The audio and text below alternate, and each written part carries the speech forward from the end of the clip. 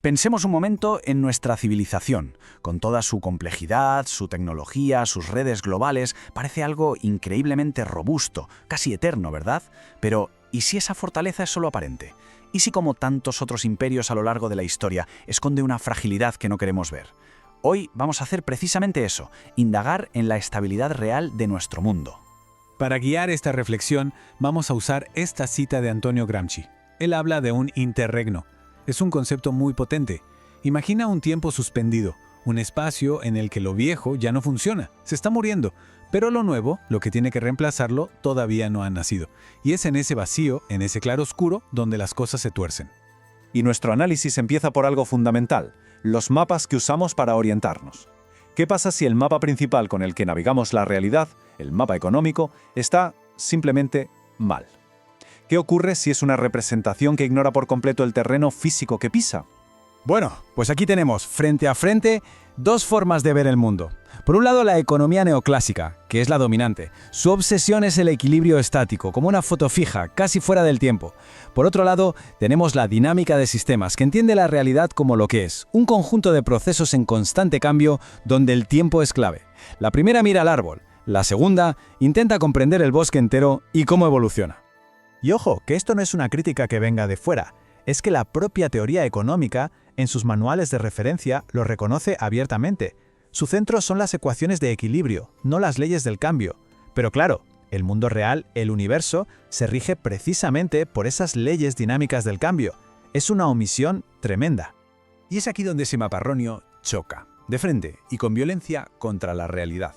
Porque existen unas reglas del juego que no son negociables, son las leyes de la física.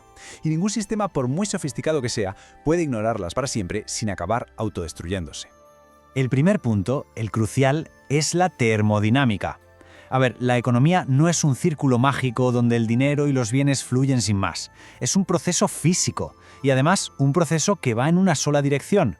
Extraemos recursos ordenados, de baja entropía, piensa en el petróleo y en los minerales, y los transformamos en productos, y al final en residuos y contaminación, que es desorden, alta entropía. Es una calle de un solo sentido. No existe la máquina de movimiento perpetuo. Y este proceso se puede medir con una métrica que es existencial, la tasa de retorno energética, la TR. La pregunta es muy simple. Por cada unidad de energía que invierto en conseguir más energía, ¿cuántas unidades obtengo de vuelta? Hubo un tiempo en el que por un barril de petróleo que invertíamos obteníamos 100. Hoy, con el fracking y otras técnicas, esa cifra se ha desplomado. Es como correr cada vez más rápido solo para poder quedarnos en el mismo sitio. Esta cita es casi profética. Cottrell entendió que el verdadero freno a nuestra civilización industrial no iba a ser ni político ni ideológico, iba a ser físico.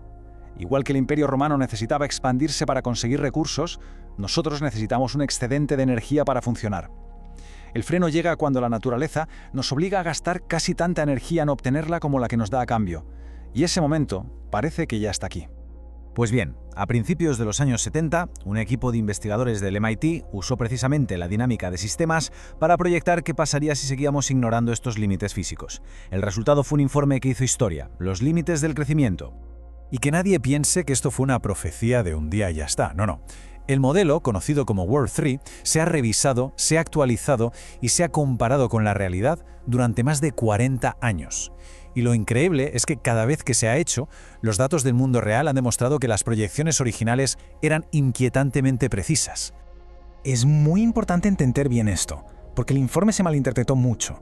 La advertencia principal no era «se nos acaba el petróleo».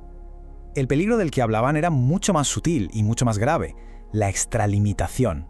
El overshoot, es decir, el momento en que sobrepasamos la capacidad del planeta para regenerar lo que consumimos y para absorber nuestros residuos.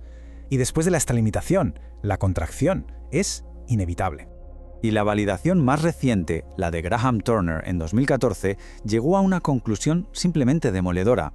Después de comparar 40 años de datos reales con todos los escenarios que el modelo planteó en 1972, el veredicto fue claro.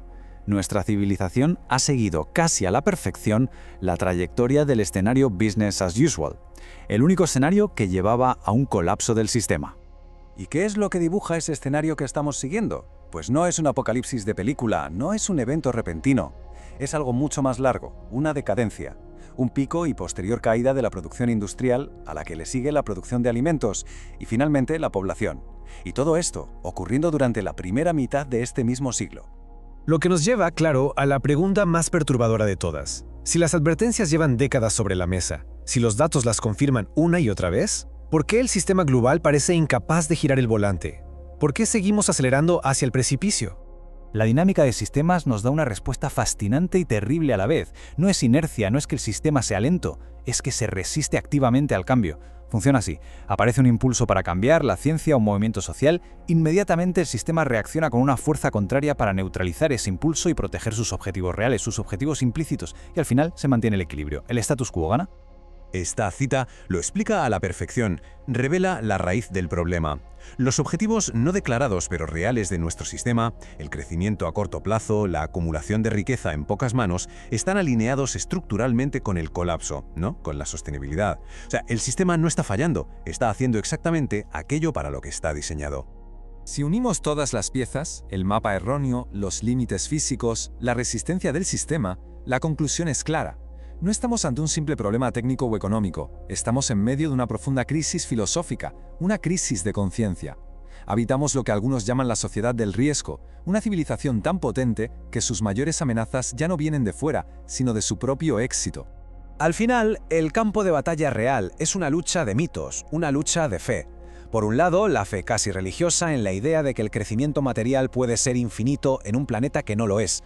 Y por otro lado, la realidad tozuda e innegociable de las leyes de la termodinámica y los límites biofísicos. Y esta es, quizás, la conclusión más terrible de todas. Y viene nada menos que del investigador que validó las proyecciones del colapso. Nos obliga a mirar de frente a una idea insoportable, que quizás ya sea tarde para evitarlo, y que la tarea más urgente y racional ahora sea en realidad prepararse para gestionar la caída. Y con esto llegamos a la reflexión final. Si las propias estructuras y los mitos que hemos construido nos empujan en esta dirección, si la física impone sus límites, ¿es el colapso un destino ya sellado? ¿O sigue siendo de alguna manera el resultado de una elección? La naturaleza de nuestro futuro seguramente depende de la respuesta que le demos a esa pregunta.